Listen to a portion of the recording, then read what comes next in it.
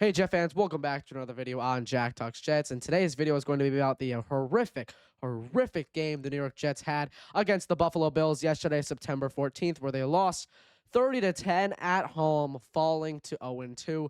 Today, we're going to be recapping and putting in a lot of analysis into the game yesterday. So if you guys are looking for a great analysis video, you guys have come to the right video. Today is going to be a little bit of a rant as well because, this game really did not make me happy at all yesterday, and we are going to be talking about it, a lot on today's video. So we're going to be going over a lot of different, components of why the game was bad yesterday, including quarterback play and health, offensive line and scheme, and lack of playmakers impact, and just a lot of defensive fatigue in general as well for the Jets. So, offensively, we didn't do that great. Only 154 yards in total yesterday for the Jets, which is just awful. I mean, Justin Fields had way more passing yards last week against the Steelers than total yards yesterday against the Buffalo Bills. We didn't reach the end zone until around 4 minutes left when Tyrod Taylor was our quarterback after Justin Fields struggled mightily and after he went down with that concussion in the second half. Defense allowed 132 yards and 2 touchdowns to running back James Cook of the Buffalo Bills, and they struggled to contain Josh Allen's legs as well. He had 59 yards rushing yesterday against the Jets defense, which is just not something you want to see, especially with a defensive-minded head coach in Aaron Glenn. I think Glenn really needs to fix this defense a little bit, allowing 62 points or 64 points in 2 weeks is not really a good look for you. So I think there does need to be some things that have to be addressed and fixed heading into week 3 against the Tampa Bay Buccaneers, because that's just making me a little skeptical on how, if we're able to win games this year. A lot of people are saying, okay, we're still going to win 8 or 9 games. How could you be so sure when we just got absolutely embarrassed by the Buffalo Bills? I mean, I thought we were going to lose to the Bills, but I didn't think it was going to be such an abomination like that. I really didn't. It was such an abomination yesterday. I was actually genuinely embarrassed for my team, embarrassed for Justin Fields, embarrassed for the entire coaching staff, embarrassed for Woody Johnson. I was embarrassed for every single one of them. And one of the main reasons why is the quarterback play and health. I mean, Justin Fields looked very unsettled, completing 3 passes out of 11 attempts the entire game before he went down with a concussion. I mean, he relied a lot on scrambling yesterday. I mean, he only had 49 yards rushing, and he couldn't offset poor passing, and he could not offset poor passing execution. He couldn't. If the concussion is a major issue, if it's like a major concussion for Justin Fields, then expect Tyrod Taylor to play for the Bucks or against the Bucks this week, and I'm totally fine with that. Tyrod Taylor in the drive that he played yesterday looked in one of the drives he played yesterday. He looked very calm in the pocket. He looked a lot more experienced, which obviously he has been in the league for what 10, 12 years, I want to say now. Like, he's been in the league for a long time. But anyway, he just looked a lot more polished than Justin Fields, at least for yesterday.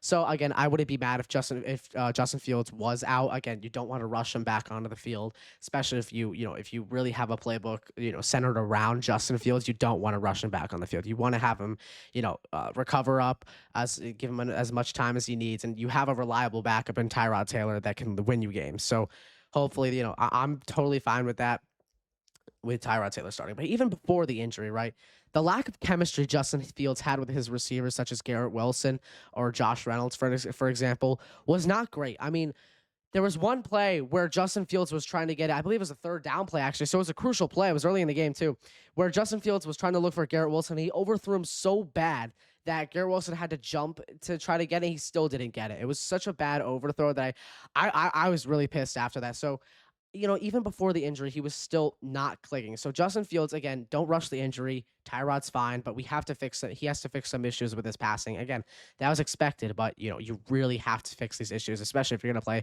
a lot of good run stopping defenses like the Buccaneers next week. Staying on the offensive side of the ball, the offensive line did not look that great either. Buffalo's front 7 pressured Fields consistently throughout the game. The line also struggled to create, a push for the run game. Yesterday, it was not great, and it stalled a lot yesterday. Play calling leaned very conservative yesterday, but even quick game concepts didn't connect either. So that was, again, one of the issues with this O-line. They just couldn't get it together for the pass or the run. The Jets failed on most third downs, which is why reason why they only got 10 points. They couldn't get past a lot of third downs, keeping the defense on the field way too long, which is not something you should have as a football team. That's an NFL team, especially going against a competitive team like the Buffalo Bills. If we won yesterday, the New York Jets would have been first place in the AFC East, but no, we had to choke, we had to lose.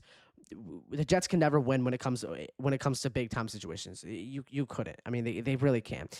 And part of it is also, the system has yet adapted to Justin Fields' skill set. I think that it's a work in progress. There's not. This is something I was looking for heading into this season, and I just don't see much out of it. Designed QB runs for Justin Fields himself. There's little to zero. Maybe if it is, it's a little read option, but you got to have a lot more than that. You got to have some plays of Justin Fields going up the middle with Andrew Beck as your lead blocker. You have to have some triple options in there. You have to have more than just a read option, a single back read option with Breece Hall or Braylon Allen. You have to have more than that. You have to use Justin Fields' skill set to his advantage. Or hell, if you're even gonna pass, get some play action in there. I'm not seeing a lot of play action in Justin Fields' passing attempts. I'm really not, and that's something that I'm kind of disappointed in, and that I was really looking forward to seeing yesterday. I thought that we could catch the Bills on a lot of read options, on a lot of rushing attempts, but we just couldn't get the job done. Our playmakers were not doing anything. I mean, Garrett Wilson, Breece Hall, and others, they were a non-factor in yesterday's game. Half of it also was due to poor QB play and protection issues. I mean, we got to get this offense together if we want to have 8 or 9 wins this season. The New York Jets have to get their offense together. There's no way they can head into the offseason, or there's no way they can head into week 3, against Tampa Bay and expect to be a very well coordinated offense when this just happened this week. Their morale is going to go down, and I don't know what we're going to. For me right now, it's unpredictable. To what we're going to see on Sunday or next Sunday against the Buccaneers. It really is, and especially on the other side of the ball, right? The defensive fatigue, like I mentioned a couple minutes ago, was something out of this world. I mean, early on, the Jets' defense held in the red zone, yes, but, a big chunk of runs by James Cook wore them down over time. Like I said, he had, I believe I said, 132 rushing yards and 2 touchdowns for James Cook. And by the way, one of them was over 44 yards, and James Cook maybe broke like 3 or 4 tackles. That's something you cannot have, especially if you want to be known as this top 5 defense in the NFL once more. You can't have that happen to you. You cannot. I mean, Aaron Glenn, a former defensive guy, this whole tough guy personality, when's it going to become old? When is it going to become old for Jet fans? When is it going to take, how many weeks into the season is it going to take Jet fans to start rebelling against this Aaron Glenn tough guy attitude? But what I've seen over the internet the past couple days, it's already happening. It's week 2 and people are already getting tired of Aaron Glenn's tough guy attitude. And I don't want to be that guy that gives up on it yet.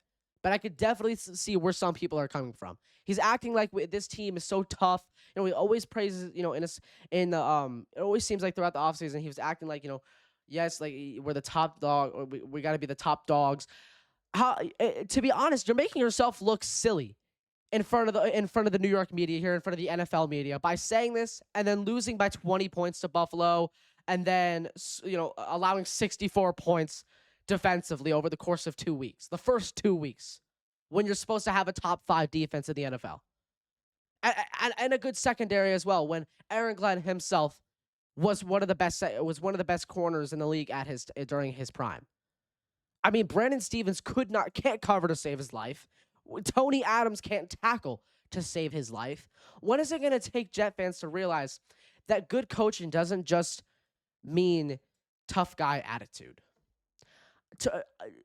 Right now, I'm kind of split right now. I hope Aaron Glenn can turn this around. I hope this is just a stump in the road. I really hope it is. If Aaron Glenn does not fix this issue within the next couple weeks, I'm going to start to drop his, or not believe in his tough guy attitude anymore. Because I really want to ride with his attitude. I really want to ride with Aaron Glenn, but it's kind of hard when you look like you haven't played a down of football, when your team hasn't played a down of football in maybe 100 years. It's hard. It's hard. I mean, Joey Bosa and others on that Buffalo defense made such huge plays, and Buffalo's physicality in the trenches wore the Jets. They won. They won yesterday. It's because they had more energy. They were more physical. They were way more aggressive. I mean, obviously, the team that's more aggressive is going to win. This Jets team was not looking aggressive. They did not look good. They did not look coordinated yesterday. It just wasn't great. Some big picture concerns as well. It's just the scheme fit and with the coaching in general. Back to Aaron Glenn. When is this all going to become old? When is it? The Buffalo Bills, with the loss of Josh Allen, Mitchell Trubisky still had more passing yards than Justin Fields. I mean, how can that happen? Fields played practically 85% of the game.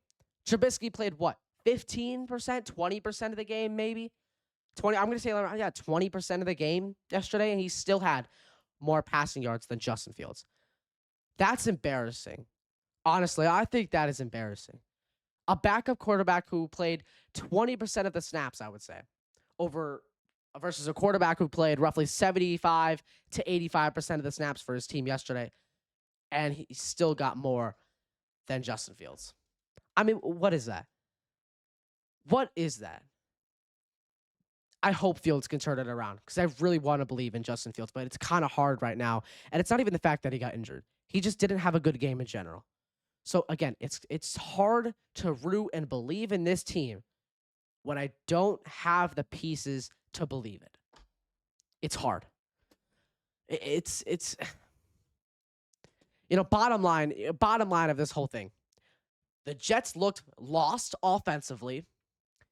Fields' injury only deepens concerns for this offense. And unless the coaching staff finds a way to simplify and lean into their playmakers, this season could unravel quickly. Very, very quickly. Let me know your guys' thoughts in the comments below. Thank you guys so much for watching today's episode. If you guys are new, make sure to hit that subscribe button. Road to 350, hopefully by the end of the year, or at least maybe around the Super Bowl time. And again, if you like this video, make sure to hit that like button, and we will see you all next time. Peace out, Jet fans.